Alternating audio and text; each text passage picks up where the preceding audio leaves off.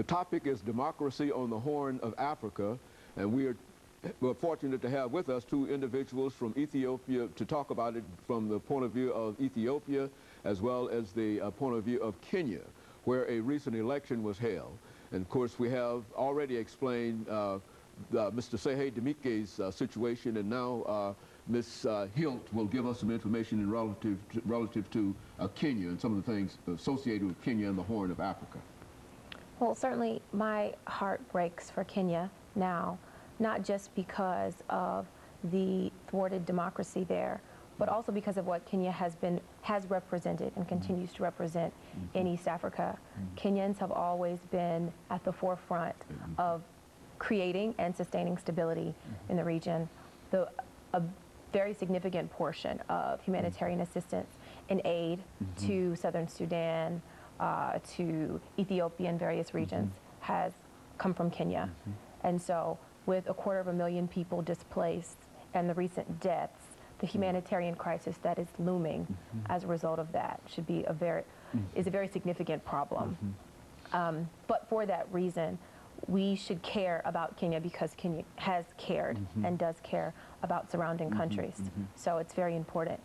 Well, would you say that when we talk about democracy on the Horn of Africa, Ms. JHilt, that we could say that the way Kenya goes, all of East Africa could go, which is to say that if Kenya is not successful, and I think we already, by Mr. TDemeke, had assumed that Kenya was very, very successful, and this whole thing was a surprise. Was it not a surprise to you as well?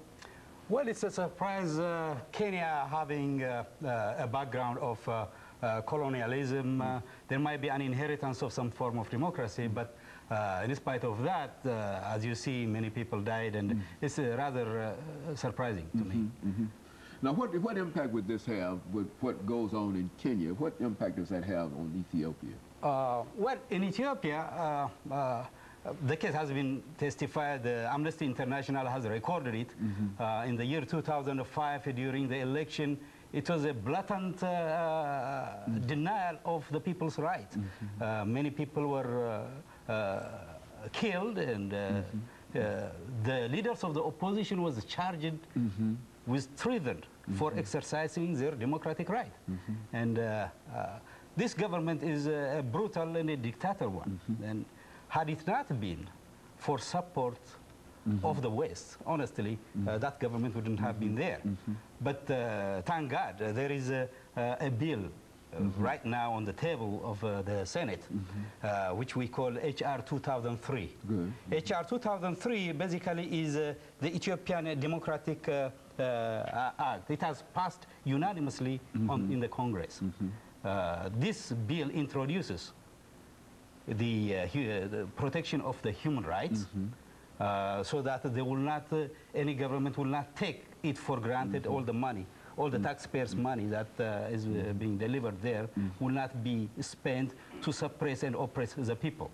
And so there's quite a bit of support in the United States Congress in the interest of Ethiopia in trying to lay the foundation for democracy in Ethiopia. Would you say that? Oh, yes.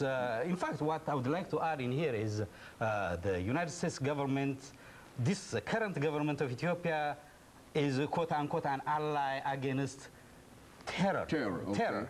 But what you have to see is whichever comes to Ethiopia, any democratic government will be fighting, will wage war on terror.